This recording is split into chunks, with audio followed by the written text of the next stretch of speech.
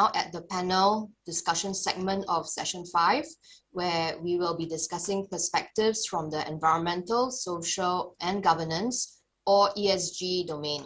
I'm Yvonne, Executive Director at the Singapore Green Building Council.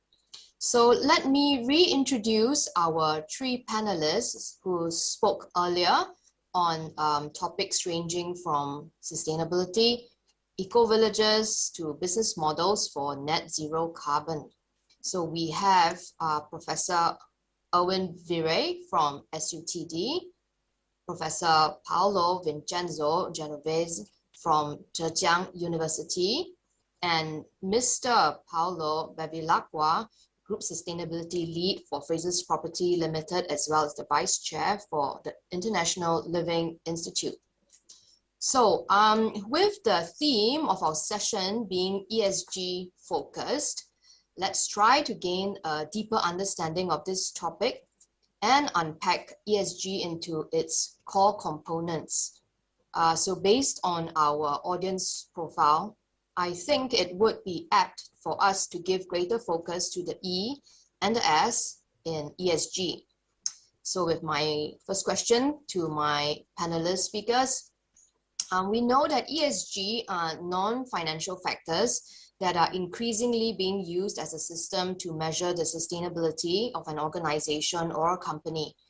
And ESG is also being applied by investors to gain a better understanding of the companies that they invest in, to identify any material risks as well as potential growth opportunities. So that being the case, what do you think are the greatest challenges facing environmental sustainability today? So Prof. Erwin, if I could get you to share your views first. Thank you, Yvonne, and thank you to my fellow members of the panel. I think they have shared wonderful perspectives coming from the context where they're coming from. And on the question of the greatest challenges, I think it would be, the human being himself, because I think sustainability starts from the human being. And I think that maybe in the SUTD sustainability plan, we start with the premise that sustainability is not possible at all unless we are sustainable. And so I think that everyday behavior, behavioral change is very important in order to be able to achieve all these goals that we have, in order to make our environment sustainable and do things that will make the world happier, I think. So I guess that, as I mentioned, I will repeat again, that the greatest challenge will be ourselves, and then how we can behave, and then take sustainability as our everyday behavior. Yeah, thank you.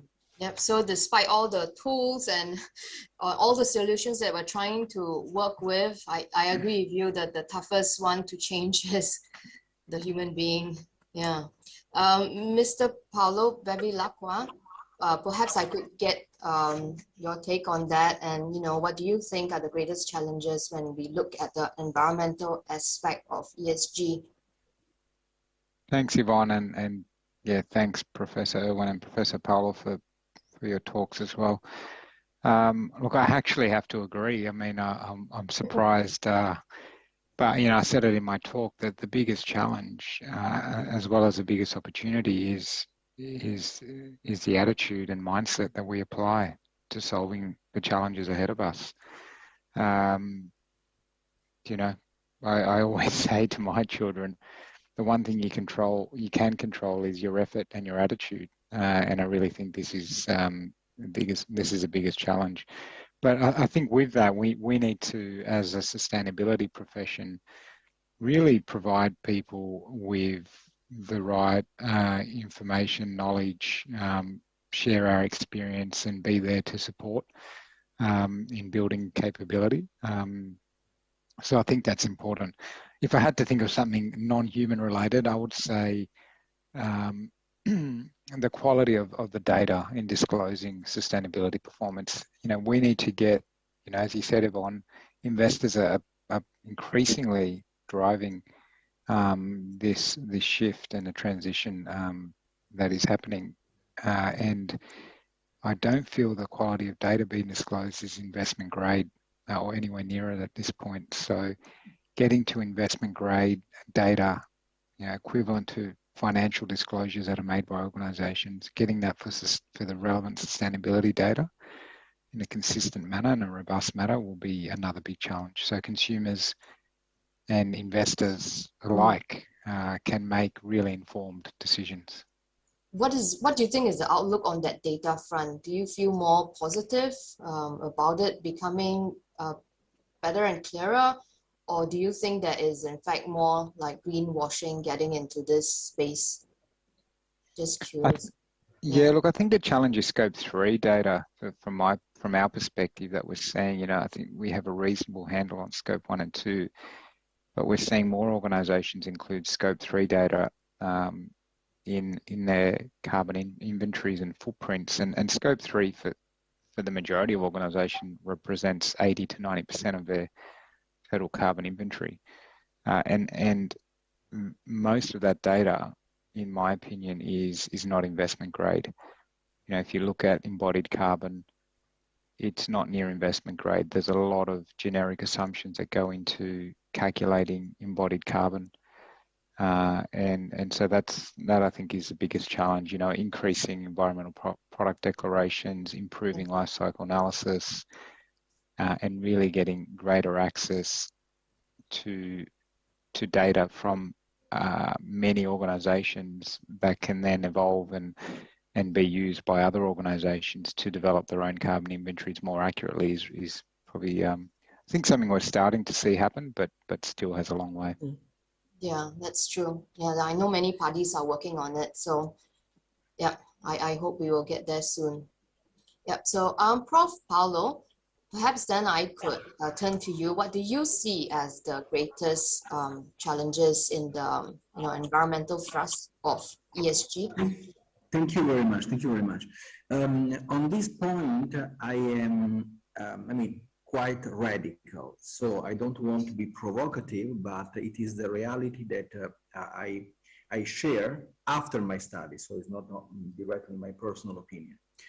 To me, the most important challenge for the future is to create a new economical model.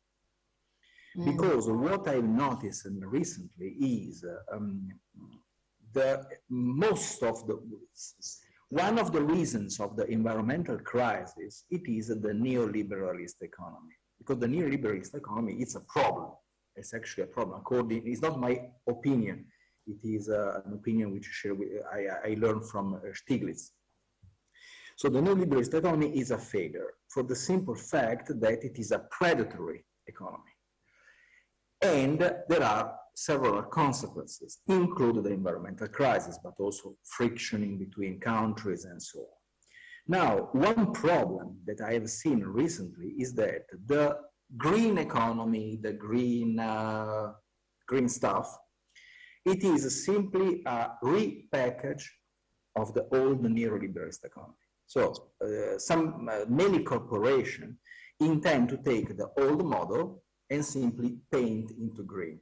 And that is a big problem because of the real green, the real sustainability, it is something very different.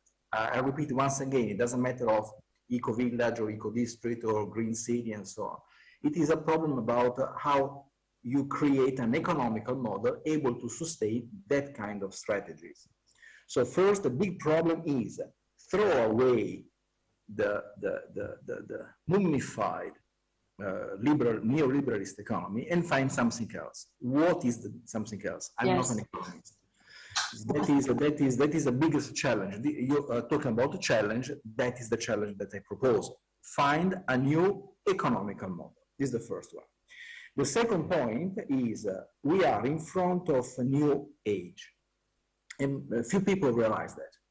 We are thinking that, yes, the pandemic is going to be ended very soon, and I agree. I think we will find some solutions, but the problem is not the pandemic. The pandemic is simply a trigger, a spark, which opened a problem which was covered by a beautiful facade. Okay, so the new age needs new challenge, need new interpretation, new critical approach. Critical doesn't mean criticism; it means a theoretical approach. I strongly believe, as my colleague said before, I think the previous speaker is Italian too, so at least I have an Italian ancestor with my countrymate. I agree that we have all the technologies, we have all the knowledge to create this new world. The problem is the old economical model once again. And the third big problem that I want to notice is too much virtual, too few real. Real, it means we meet each other, we shake hands, we touch the ground. There are too many virtualization. Movie online, life online, internet, and data and information over internet. We don't know what is real, what is not real. So to me, the people lost the sense of the reality. The sense of the reality means that somebody act like a big guy and being nothing. You know, in Europe, we have a very important book, which is Don Quixote de la Mancha. It is made by Cervantes, the masterpiece of Cervantes. And the madness of Don Quixote was the fact that he lost the reality, the loss of the understanding what is fictional and what is reality. Now we are in that direction, and to me, it's very dangerous. Thank you. Have you seen any glimpse of a potential model, you know, a new economic model emerging? But listen, the circular economy, if it is well made, it is quite interesting. But the circular economy, sometimes I've seen a lot of speech concerning circular economy, which is controversial because it's not really circular economy, it's just a recycling material. Okay, eco-village system, it is a very interesting challenge, a very interesting direction. And especially, it won't be very clear, I don't believe in sustainable city and in green city. Okay, I'm sorry if I hurt the sensitivity of somebody, but you ask my opinion, then I must truly say my opinion. That is not realistic. It is again virtual. It is again all the neoliberalist economy paint in green. A city can't be sustainable, cannot be zero emission. Eco-village can, eco-district can, building can. We have example, we have best practice cases, we have technology, we have all the data. It's fine, we can do it. A city is much different, okay? Especially the megalopolis. Yeah. So it looks like, yeah, I think the circular economy principles perhaps brings us some hope into, you know, how we should be working with each other, how we should be collaborating, you know, a total life cycle approach. Yeah. See, but the point is, the biggest problem, my personal understanding is this. The neoliberalist economy was very attractive, was very, we say, sexy. It is something that makes us rich, powerful. We have all the goods. So I can order everything over internet. It's fine. But it was too luxury. And I'm not going to say that we must come back to the cave. No, no, no. That is a nonsense.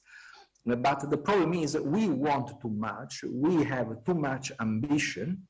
And that economical model which supports that kind of ambition is not realistic anymore. So circular economy is a model, but it is too immature.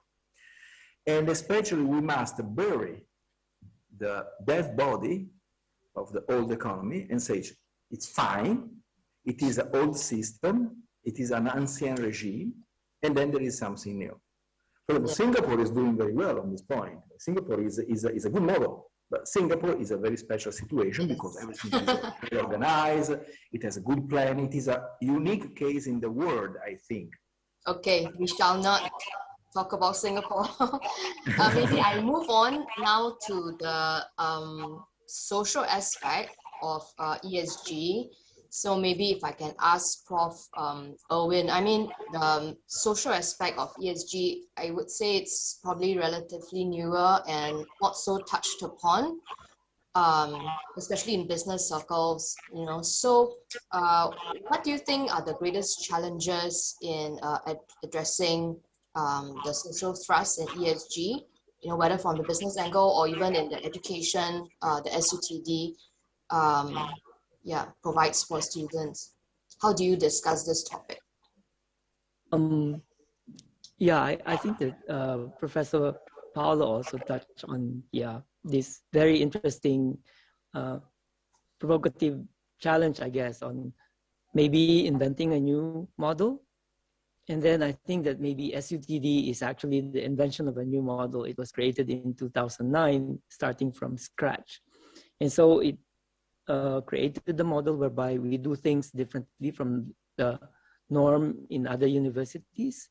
We bring people together. We do the interdisciplinary approach to looking at things. And so we bring people of different expertise, different interests to actually come to the table and imagine what could be possible.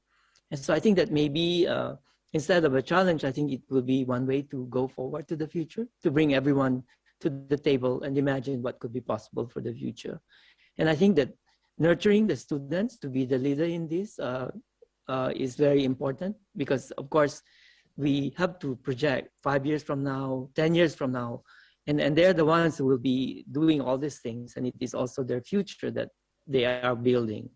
And so I think that creating the platform for them to be involved in this, to be able to create things, is also very important as a challenge also. Because of the existing structures, as Professor Paolo was saying, that because of the economic model, and this economic model somehow creates societal structures, and it makes us move in certain ways. But I think that it takes boldness, and I think that usually the young people, maybe the Generation Z generation, the younger generation actually have a different way of looking at the world, and they would have a fresh way of looking at things, and are able to offer solutions to the issues that we face.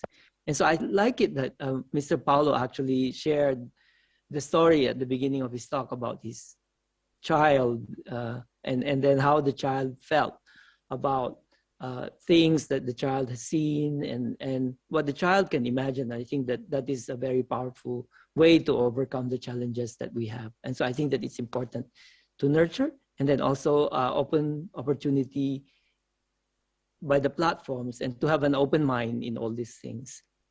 Thank you. Thank you.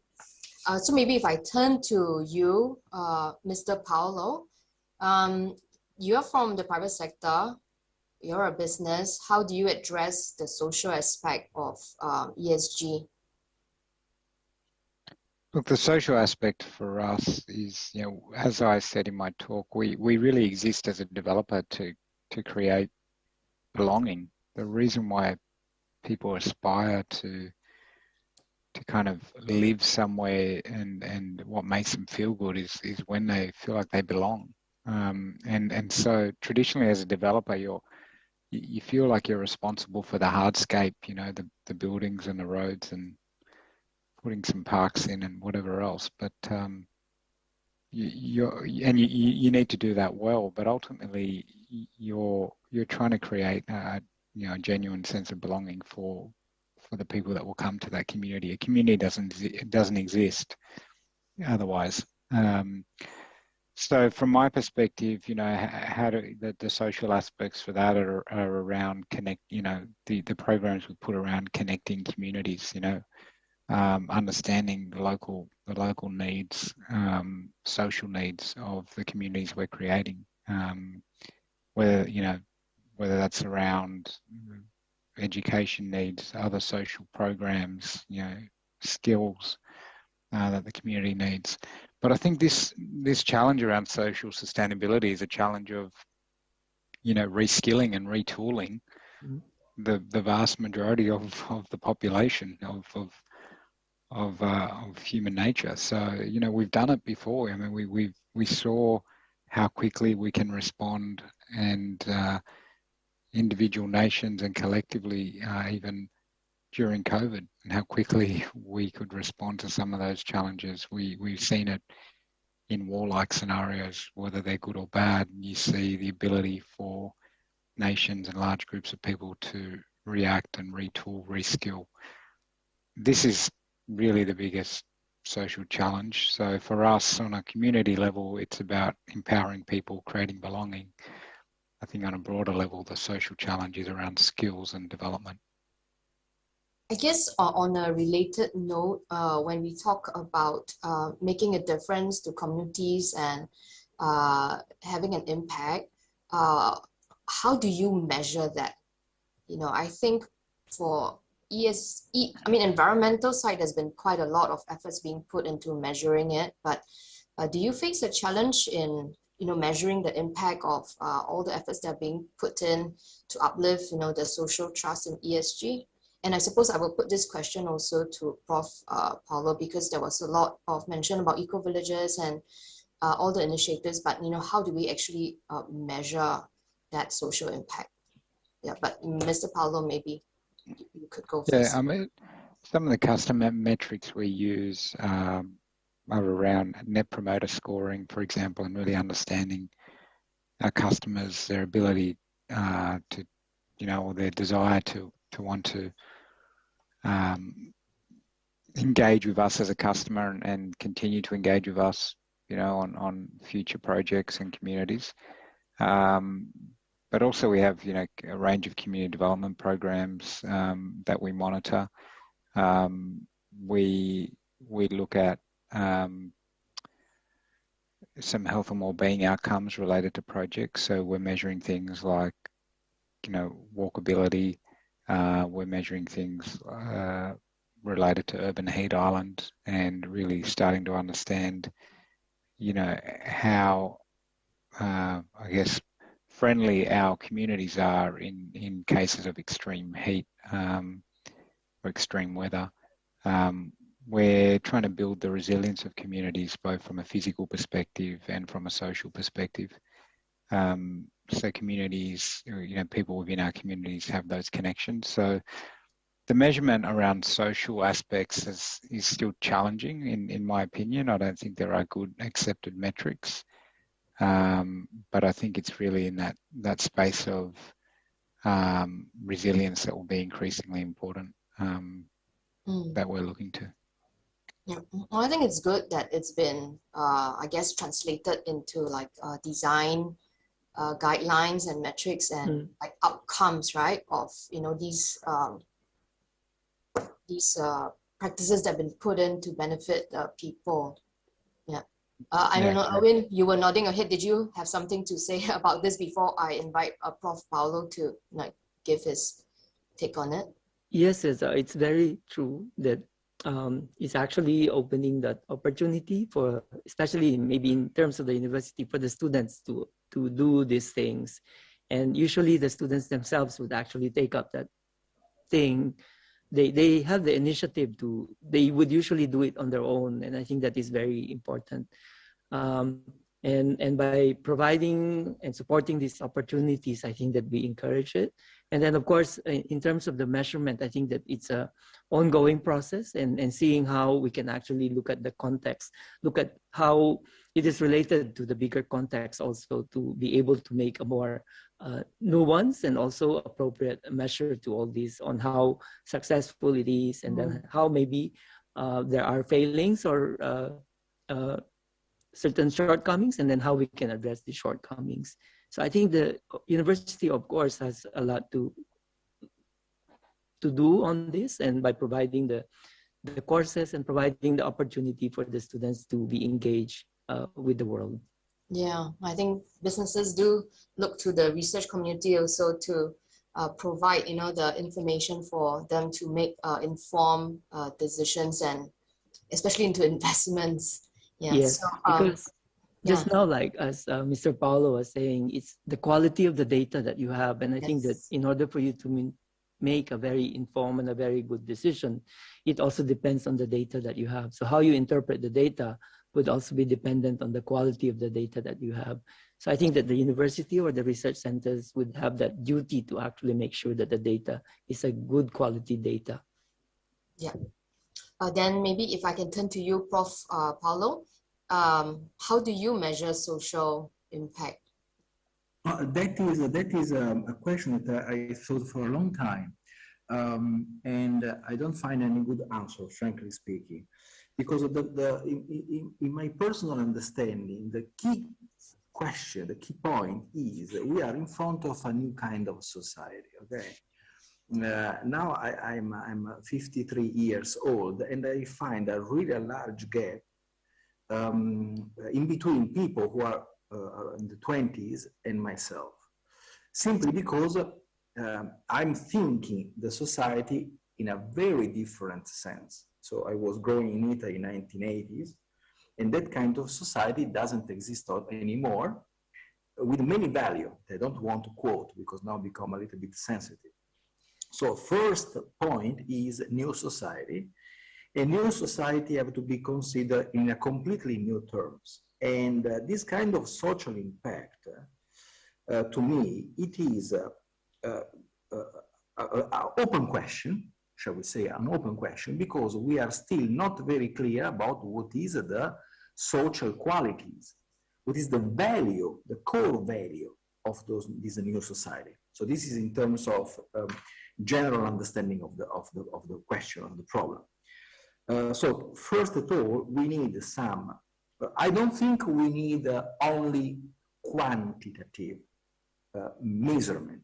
So because most of the cases we are, what I've seen around is a progressive an increasing of number. That is people who are in the academia know very well what is the difference between quantitative analysis and qualitative analysis. We all know. So quantity is quantity, but it doesn't mean quality. So first of all, the key question is to understand that the quantitative analysis and the qualitative analysis, or quality in general, are two different categories, and there is no any objective discussion about quality. For example, a symphony, it's useless.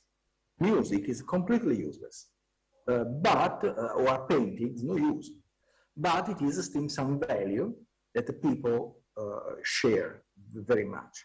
Then there are the number of likes or dislike, okay? Thumbs up, thumbs down.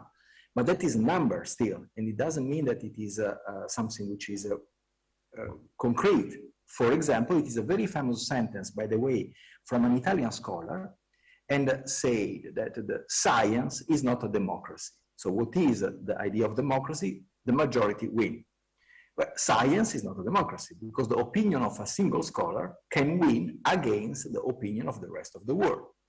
So first is a quantitative, and data are always a challenge, because the data doesn't mean a good result. This is the first aspect I want to notice. The second point I strongly support is the idea of the open access, open source.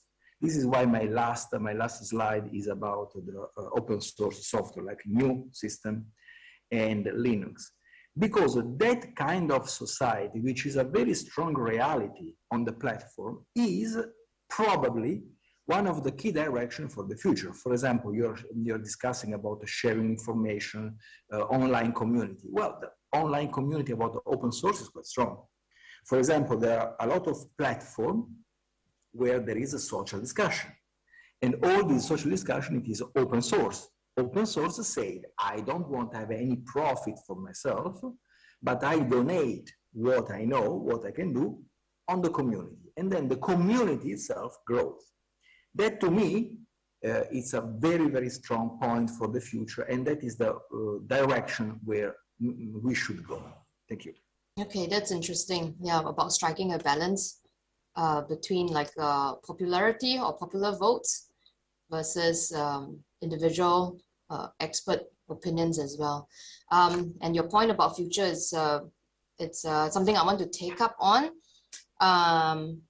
Since we have about 5 minutes, maybe can I get our panelists to just give your take on what are some of the ESG trends that you observe, that our audience should take note of, any emerging trends or tools, methodologies, something, to highlight to our audience to look further into. Professor Erwin, perhaps I could get you to start first. Yep. Thank you, Yvonne. And I think that, there are many things happening now. Everyone seems to be interested in sustainability, and I think that's a very good sign. And so, of course, we should not just take it as an interest, but actually we should act on it. And we should live on sustainability. Maybe it's something that one could actually encourage everyone to do rather than just talk about it. Let's do it. Live sustainably and behave sustainably. Okay, so people will be starting to look at action beyond just talk, right? Yeah. Yes. Okay, Mr. Paolo Bevilacqua.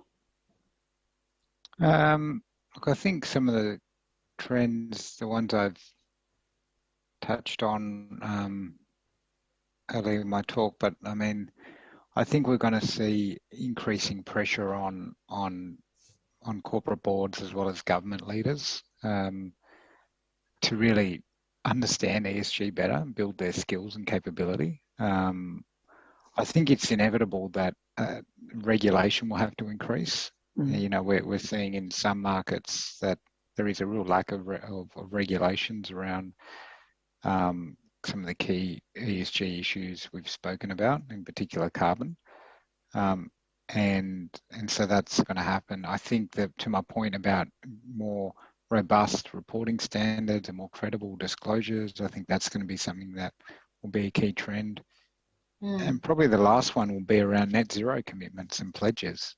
There are so many pledges. Everyone's got a pledge, including us. But I hope I demonstrated that we're actually genuinely making progress. But there are too many pledges way out into the future with no actions in the near term to really demonstrate that zero carbon is going to be achieved.